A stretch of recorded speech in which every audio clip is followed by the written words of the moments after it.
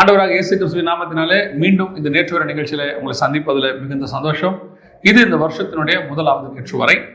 இந்த வருஷத்துல இதுவரைக்கும் நடந்திருக்கிற சம்பவங்களை தான் நம்ம இந்த நேற்று வரையில பார்க்க போறோம். வாங்க நம்ம நிகழ்ச்சிக்கு போலாம். முதலாவது இந்த நேற்று வரை நிகழ்ச்சியில ஆரம்பிக்கும் போதே நம்ம சொன்னோம்னா என்ன இவங்க இப்படி எல்லாம் சொல்றாங்கன்னு சொல்றாங்க. 1ஆம் தேதி ஆரம்பிக்கும் போதே மிகப்பெரியதான பூமி அதிர்ச்சியோடு தான் இந்த உலகம் இந்த 1ஆம் தேதி நியூ இயர் ஆரம்பிச்சிருக்கு ஜப்பான்ல. அடுத்த நாளே மிகப்பெரிய ஃபிளைட் கிளாஷ் ஆரம்பிச்சிருக்குது. இது மட்டும் இல்ல, வேர்ல்டு வைட் வார் போயிட்டு இருக்குது. எல்லாமே இந்த நியூ இயர் ஆரம்பிக்கும் போதே நடந்துட்டு இருக்குது. ஆனால் இவைகளுக்கு மத்தியிலே தேவ ஜனங்களுக்கு கர்த்தர் வாக்குத்தத்தங்களை கொடுக்கிறார், ஆசீர்வதிக்கிறார், பாதுகாப்பை கொடுக்கிறார். அதுவும் ஒரு பக்கம் நடந்துகிட்டு தான் இருக்கிறது.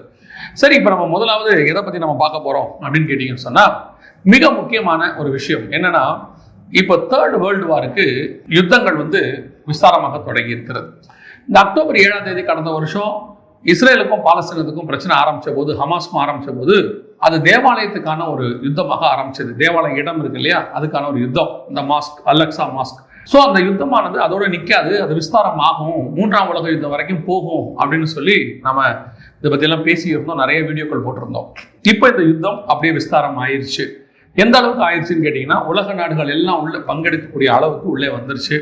ஒரு புறம் இந்த பக்கம் இஸ்ரேல், ஹமாஸ், பாலஸ்தீனம், லெபனான், இவங்க பிரச்சனை பண்ண போயிட்டு இருக்கு. இதையும் தாண்டி இப்போ ஹவுதீஸ், ஏமன் நாட்டை சார்ந்த அந்த குழு, அவங்களுடைய பிரச்சனையினால, அதாவது ரெட் சி அந்த பக்கத்துல கப்பல்கள் போக விடாம அவங்க தடுத்துட்டாங்க.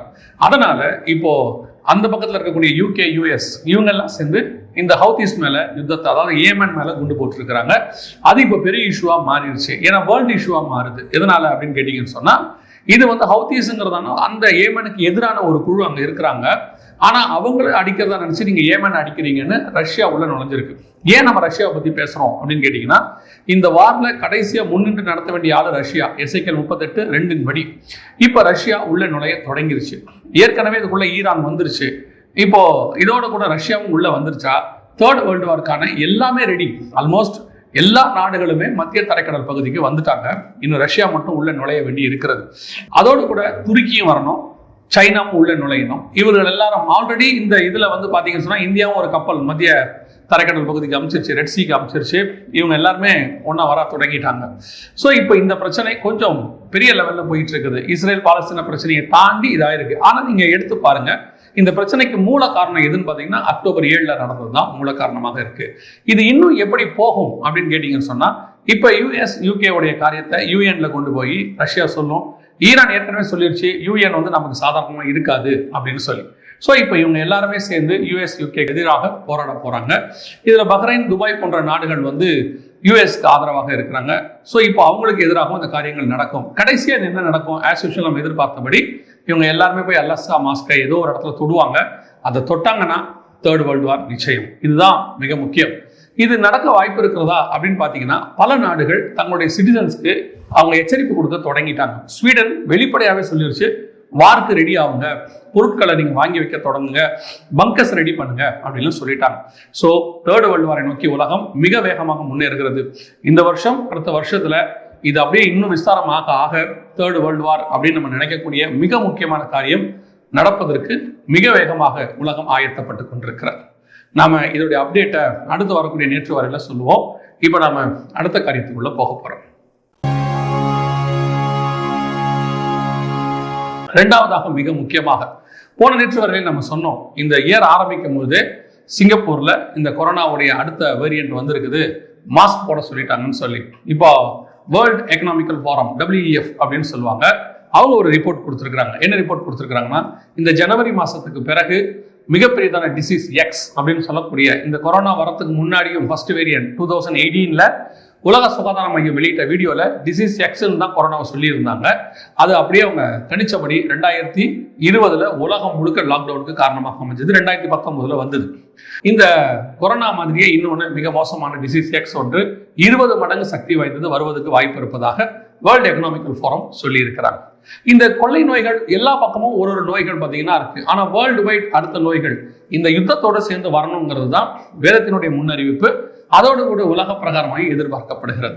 இப்போ டீபாப்புலேஷன் அப்படிங்கிற விதத்துல மிக முக்கியமான இடத்துல இந்த வைரஸ் காரியங்கள் ஆக்டிவேட் ஆகிட்டு இருக்குது. வேர்ல்ட் எக்கனாமிக்கல் ஃபாரம் சொன்னபடி மிக முக்கியமாக இந்த கொரோனா வைரஸினுடைய அடுத்த வேரியன்ட் அல்லது டிசீஸ் எக்ஸ் அப்படின்னு சொல்லக்கூடியது வந்துட்டு. இந்த வேர்ல்டு எக்கனாமிக்கல் ஃபாரம் ஏற்கனவே சொன்ன இன்னொரு விஷயம் அது என்னன்னு கேட்டீங்கன்னா பஞ்சங்கள். இந்த பஞ்சத்தை பத்தி நம்ம ஏற்கனவே நிறைய விஷயங்கள் பேசியிருக்கிறோம். ஏன்னா 4 வகையான காரியங்களும் ஒன்றாக இணையணும். யுத்தம், பஞ்சம், கொள்ளை நோய், இயற்கை பேரழிவு, இது 4 ஒன்றாக இணையணும். ஆனால் இப்போ 4மே நடைபெற்று கொண்டுதான் இருக்கு, நம்ம பார்த்துக்கிட்டு தான் இருக்கிறோம். அதுல மிக முக்கியமாக இந்த எக்கனாமிக்கல் ஃபாரம் சொன்ன பஞ்சத்தினுடைய வருஷம் ஆரம்பிச்சிருச்சு. சமீபத்தில் இந்த வீடியோ எடுக்கும்போது ஒரு ரெஃபரன்ஸ்க்காக ஸ்ரீலங்காவுக்கு ஃபோன் பண்ணி அவங்களுடைய நிலைமை கேட்டேன். ஏன்னா வீடியோஸ் எல்லாம் அங்கே வந்துட்டே இருக்கு, திருப்பி ஜனங்கள் அங்கிருந்து புறப்படுறாங்க அதிக அளவில்.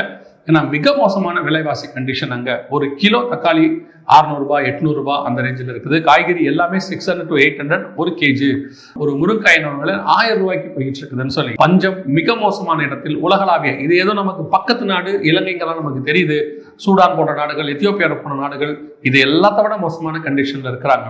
உலகம் இதுவரைக்கும், அதாவது ஃபர்ஸ்ட் வேர்ல்டு வார்க்கும் செகண்ட் வேர்ல்டு வார்க்கும் நடுவில் என்ன நடந்ததோ அந்த இடத்துல உலகம் இப்போ போயிட்டே இருக்குது. ஃபர்ஸ்ட் வேர்ல்டு வார் நம்ம பார்த்தது இல்லை, செகண்ட் வேர்ல்டு வாரை பற்றி நம்ம பார்த்தது இல்லை, கேள்விதான் பட்டிருக்கிறோம். இப்போ நம்ம காலத்தில் அதுக்கு முன்னாடி நடக்குது. இதுதான் போர் மேகம் சூழ்வதற்கான. ஒரு பக்கம் ரெட் சீயை இந்த ஏமன் ஹவுதீஸ் எல்லாம் கப்பல்களை நிறுத்தினதுனால விலைவாசி மடமடமடன் ஏறிடுச்சு. ஏன்னா கப்பல்கள் இந்த பக்கம் கிராஸ் பண்ண முடியல. ஸோ இது எல்லாமே சேர்ந்து மிக மோசமான பஞ்சத்தை கொண்டு வந்துட்டு இருக்குது. கடைசியாய் சில காரியங்களை நான் சொல்லி முடிக்க விரும்புகிறேன். 2-3 முக்கியமான விஷயங்கள் நம்ம இந்தியாவில் நடந்திருக்குது, அதை மட்டும் சொல்லிட்டு நான் முடிக்க விரும்புகிறேன். அதாவது சென்னை உயர்நீதிமன்றம் ஒரு தீர்ப்பு கொடுத்துருக்குறாங்க. இந்த தீர்ப்பை நான் விமர்சிக்க விரும்பல, ஆனால் இந்த தீர்ப்பை பற்றி உங்களுடைய ஆலோசனைக்கு விட்டுறேன். ஆபாச படம் பார்த்தால் தவறில்லை, தனிப்பட்ட முறையில் உட்கார்ந்து பார்ப்பது ஒரு நாளும் தவறாகாது. அதை யாருக்காவது நீங்க ஷேர் பண்ணாலோ அவங்களுக்கு அனுப்பினாலோ அதுதான் தவறாக மாறும் அப்படின்னு சொல்லியிருக்கிறாங்க. இது எப்படின்றத நீங்களே பார்த்துக்கோங்க. 90s, அதாவது 90களில் இருந்த பிள்ளைகள் சிகரெட் பிடிக்கிறதுக்கு, குடிப்பழக்கத்திற்கு எப்படி அடிமையாக இருந்தார்களோ அதே மாதிரி இந்த 2K கிட்ஸ், 2000க்கு மேலே இருக்கிற கிட்ஸ் எல்லாமே, பிள்ளைகள் எல்லாமே ஆபாச படத்திற்கு அவர்கள் அடிமைகளாக இருக்கிறார்கள். ஸோ அவங்களை குற்றப்படுத்தக்கூடாது, அதிலிருந்து வெளியே கொண்டு வருவதற்கு ஆன முயற்சிகளை செய்யுங்க அப்படின்னு சொல்லியிருக்கிறாங்க. ஸோ இது ஒரு பக்கம் அந்த தீர்ப்பு இருக்கட்டும், அதோடைய கருத்துக்கள் எல்லாம் உங்களுக்கு இருக்கட்டும். பிள்ளைகள் எங்கே இருக்கிறாங்கன்றத நல்லா கவனிங்க. சொல்லிக்கிட்டே இருக்கும் திருப்பி திருப்பி திருப்பி. ஃபோனுங்கிறது மஸ்ட் இடத்துக்கு வந்துருச்சு, ஆனால் எப்படி யூஸ் பண்ணுறாங்கன்றத பாருங்க. ஃபோன் இல்லாமல் இருக்க முடியாது. ஸ்கூலில் இருக்கிற எல்லாமே ஃபோனில் இருக்கிறாங்க. ஏன்னா கொஞ்சம் ஸ்கூல்ஸுக்குமே வேற வழி இல்லை அப்படின்னு சொல்கிறாங்க. இல்லை இருக்கு, அவங்க திருப்பி பழைய டைரி மெத்தடை ஃபாலோ பண்ணி எல்லாத்தையும் டைரியில் எழுதி அனுப்பி கூடுமான வரைக்கும் பிள்ளைங்க கையில் ஃபோன் கொடுக்காதபடி ஸ்கூல்ஸ் செஞ்சாங்கனாலே ஓரளவுக்கு எல்லாம் வரும். ஏன்னா இந்த ஸ்கூல்ஸ்காரங்க ஃபோன் கொடுக்கணும்னு சொன்னதுனால தான் பெற்றோர் வேற வழி இல்லாம ஃபோன் வாங்கி கொடுக்குறாங்க. ஸ்கூல்ஸ் இந்த ஃபோனை ஸ்கூலுக்கு கொண்டு வராதீங்கன்னு அவாய்ட் பண்றாங்க. உங்க பெற்றோர் நம்பர் கொடுங்கன்னு சொல்றாங்க. ஆனா இது வேற வழி இல்லை. தகப்பன் வெளியே இருக்கிறாரு, தாய் வேலைக்கு போறாங்க. அப்படிப்பட்ட சூழ்நிலையில வேற வழி இல்லாம பிள்ளைகளுக்கு ஃபோன் வாங்கி கொடுக்குற கண்டிஷனாக இருக்கு. அதனால திருப்பி பழைய மெத்தட் எல்லாத்தையும் டைரியிலேயே எழுதி அனுப்பி பெற்றோர்கிட்ட சைன் வாங்க. பல ஸ்கூல்ஸ் இன்னும் அதை ஃபாலோ பண்றாங்க.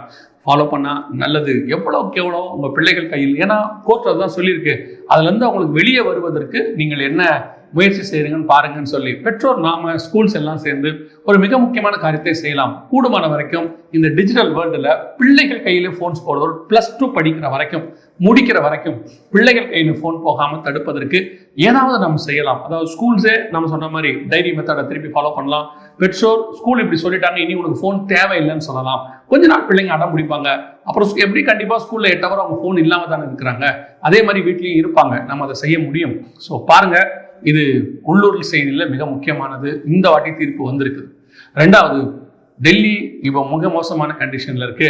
அதாவது டெம்பரேச்சர் 3.6 டிகிரி செல்சியஸாக இருக்கிறது.